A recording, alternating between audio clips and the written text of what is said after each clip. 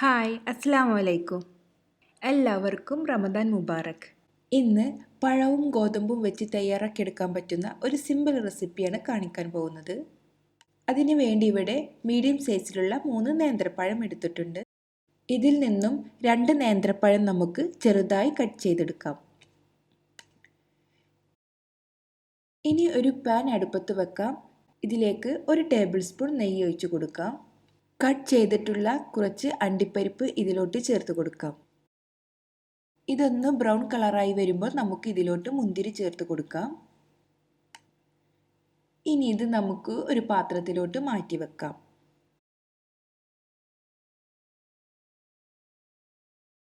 അടുത്തതായി വീണ്ടും ഈ സെയിം പാനിൽ തന്നെ നമുക്ക് 1 ടേബിൾ സ്പൂൺ നെയ്യ് ഒഴിച്ച് കൊടുക്കാം. ഇതിലോട്ട് 2 പിടി തേങ്ങ ചേർത്ത് കൊടുക്കാം. തേങ്ങ നമുക്ക് ചെറുതായിട്ട് ഒന്ന് വറുത്തെടുക്കണം. 2 ടീസ്പൂൺ ഷുഗർ കൂടി ചേർത്ത് കൊടുക്കാം. ഇതൊന്ന് വറുവായി കഴിഞ്ഞാൽ ഇതും നമുക്ക് സെയിം ബൗളിലോട്ട് തന്നെ മാറ്റി വെക്കാം. നെക്സ്റ്റ് നമുക്ക് പഴം വറുത്തെടുക്കണം. അതിന് വേണ്ടി 1 ടേബിൾ സ്പൂൺ നെയ്യ് ഒഴിച്ചു കൊടുക്കാം. ചെറുതായി കട്ട് ചെയ്ത് വെച്ചിട്ടുള്ള പഴം ഇതിലോട്ട് ചേർത്ത് കൊടുക്കാം. പഴം നെയ്യിൽ കിടന്ന് ഒന്ന് വേവിച്ചെടുക്കണം. ഇപ്പോൾ പഴം വെന്ത് വന്നിട്ടുണ്ട്. ഇനി ഇതിലോട്ട് നമ്മൾ നേരത്തെ തയ്യാറാക്കി വെച്ചിട്ടുള്ള തേങ്ങയുടെയും അണ്ടിപ്പരിപ്പിൻ്റെയും മുന്തിരിയുടെയും കൂട്ട് ചേർത്ത് കൊടുക്കാം. എല്ലാം കൂടി ഒന്ന് മിക്സ് ചെയ്തെടുക്കണം. അതിനുശേഷം ഇതിലോട്ട് ഒരു നുള്ളു ഉപ്പ് ചേർത്ത് കൊടുക്കണം. മധുരം ആവശ്യമുണ്ടെങ്കിൽ വീണ്ടും ചേർത്ത് കൊടുക്കാവുന്നതാണ്. ഇതിലോട്ട് നമുക്ക് ഒരു ഫ്ലേവറിന് വേണ്ടിയിട്ട് ഏലക്ക പൊടിച്ചതോ അല്ലെങ്കിൽ സിന്നമൺ പൊടിയോ ചേർത്ത് കൊടുക്കാം. ഇവിടെ സിന്നമൺ പൗഡറാണ് യൂസ് ചെയ്തിട്ടുള്ളത്. ഇതൊരു പ്രത്യേക ഫ്ലേവറാണ് ഇതിലേക്ക്. ഇപ്പോൾ നമ്മുടെ പഴത്തിൻ്റെ കൂട്ട് ഇവിടെ റെഡി ആയിട്ടുണ്ട്. ഇതൊരു ബൗളിലേക്ക് മാറ്റി വെക്കാം. ഇനി അടുത്ത സ്റ്റെപ്പ് എന്ന് പറയുന്നത് ഇവിടെ ഒരു പഴം കൂടി എടുത്തിട്ടുണ്ട്. ഇത് നമുക്ക് ചെറിയ കഷ്ണങ്ങളാക്കി മിക്സിയിൽ നല്ല പോലെ ഒന്ന് അരച്ചെടുക്കണം.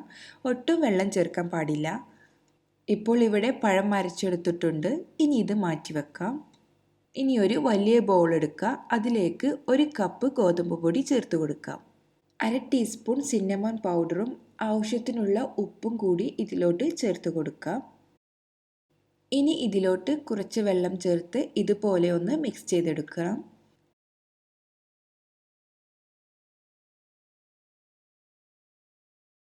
നമ്മൾ അരച്ചു വെച്ചിട്ടുള്ള പഴം ചേർത്ത് കൊടുക്കാം. പഴവും ഗോതമ്പ് പൊടിയും നല്ല പോലെ ഒന്ന് മിക്സ് ചെയ്തെടുക്കണം. ഇനി കുറേശ്ശെ വെള്ളം ഒഴിച്ച് നമുക്ക് ഇതൊരു ദോശയുടെ ബാറ്റർ രൂപത്തിലൊന്ന് ആക്കിയെടുക്കണം. കുറച്ച് ലൂസായിട്ടാണ് ഇരിക്കേണ്ടത്, എന്നാൽ നല്ല ലൂസാവാനും പാടില്ല. ഇതാണ് ബാറ്ററിൻ്റെ കൺസിസ്റ്റൻസി. 1 ടീസ്പൂൺ വാനില എസൻസ് ഇതിലോട്ട് ഒഴിച്ചു കൊടുക്കാം. ഇത് ഓപ്ഷണലാണ്. ഇത് ചേർത്ത് കൊടുക്കുകയാണെങ്കിൽ നല്ലൊരു ടേസ്റ്റ് ഉണ്ടാകും നമ്മുടെ ക്രീപ്പിന്. എല്ലാം കൂടി ഒന്ന് മിക്സ് ചെയ്തെടുക്കണം. ഇപ്പോൾ നമ്മുടെ ബാറ്റർ ഇവിടെ റെഡി ആയിട്ടുണ്ട്. ഇനി നമുക്ക് ഓരോ ദോശയായിട്ട് ഓരോ ക്രീപ്പായിട്ട് ഇത് ചുട്ടെടുക്കണം. പഴവും ഗോതമ്പ് പൊടിയും ആയതുകൊണ്ട് തന്നെ ഇത് ഭയങ്കര സോഫ്റ്റ് ആയിരിക്കും ഈ ദോശ. അപ്പോൾ ചട്ടിയിൽ നിന്ന് കിട്ടാൻ പ്രയാസം തോന്നുകയാണെങ്കിൽ ഒരു മുട്ട കൂടി ഇതിലോട്ട് ചേർത്ത് കൊടുക്കാം. എനിക്കിത് ഇപ്പോൾ നല്ല പോലെ ചട്ടിയിൽ നിന്ന് കിട്ടുന്നുണ്ട്, അതുകൊണ്ട് മുട്ട ചേർത്ത് കൊടുത്തിട്ടില്ല. ഇതുപോലെ ഓരോ ബനാന ക്രീപ്പും നമുക്ക് തിരിച്ചും മറിച്ചും ഇട്ട് ചുട്ടെടുക്കാം. ഇനി ഇവിടെ ഒരു മുട്ട എടുത്തിട്ടുണ്ട്. ഇതിലോട്ട് 1/2 ടീസ്പൂൺ വാനില എസൻസും സിന്നമൺ പൗഡറും ചേർത്ത് കൊടുത്തിട്ടുണ്ട്. ഇതൊന്ന് മിക്സ് ചെയ്തെടുക്കാം. ഇതിലോട്ട് ഒരു 1/4 കപ്പ് പാല് കൂടി ചേർത്ത് കൊടുക്കാം. ഇനി നമുക്ക് നമ്മുടെ ബനാന ക്രീപ്പ് ഒന്ന് സെറ്റാക്കി എടുക്കണം. അതിന് വേണ്ടിയിട്ട് ഇവിടെ സ്റ്റീലിൻ്റെ ഒരു ഫ്രൈ പാനാണ് എടുത്തിട്ടുള്ളത്. സ്റ്റീലിലേറെ നല്ലത് നോൺ സ്റ്റിക്കിൻ്റെ ഫ്രൈ പാനാണ്.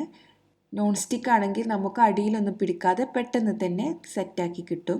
ചട്ടീൻ്റെ അടിഭാഗത്തും സൈഡിലൊക്കെ ആയിട്ട് നെയ്യ് നല്ല പോലെ ഒന്ന് ഗ്രീസ് ചെയ്തെടുക്കണം.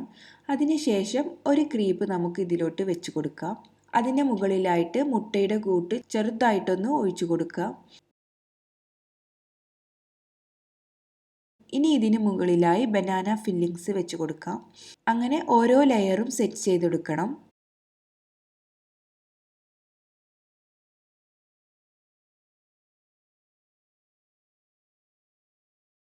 ലാസ്റ്റ് ബനാന ക്രീപ്പ് വെച്ചതിന് ശേഷം മുട്ടയുടെ കൂട്ട് ഇതിന് മുകളിലും സൈഡിലുമായിട്ട് നല്ലപോലെ കവർ ചെയ്യുന്ന രീതിയിൽ നമുക്ക് ഒഴിച്ചു കൊടുക്കണം.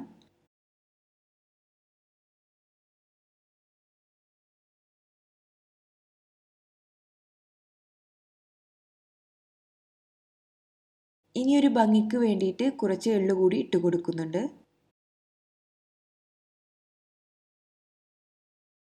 ഇനി ഒരു മീഡിയം ടു ലോ ഫ്ലെയിമിലിട്ട് ഒരു 20 മിനിറ്റ് നമുക്ക് ഇതൊന്ന് നല്ലപോലെ അടച്ചു വെച്ച് വേവിച്ചെടുക്കണം. ഇപ്പോഴിത് റെഡി ആയിട്ടുണ്ട്, നല്ലപോലെ സെറ്റായി വന്നിട്ടുണ്ട്. ഇനി ഇത് നെയ്യൊക്കെ ഗ്രീസ് ചെയ്ത് വെച്ചിട്ടുള്ള വേറെ ചട്ടിയിലോട്ട് തിരിച്ചിട്ട് കൊടുക്കാം. അതിൻ്റെ മുൻവശവും നമുക്കൊന്ന് മൊരിയിച്ചെടുക്കണം. ഇപ്പോൾ നമ്മുടെ നല്ല അടിപൊളി ടേസ്റ്റി ആയിട്ടുള്ള സ്നാക്സ് ഇവിടെ റെഡി ആയിട്ടുണ്ട്. ഇത് ചൂടോട് കൂടി കഴിക്കാനാണെങ്കിലും തണുത്ത് ഫ്രിഡ്ജിൽ വെച്ച് കഴിക്കാനാണെങ്കിലും ഒക്കെ നല്ല ടേസ്റ്റാണ്.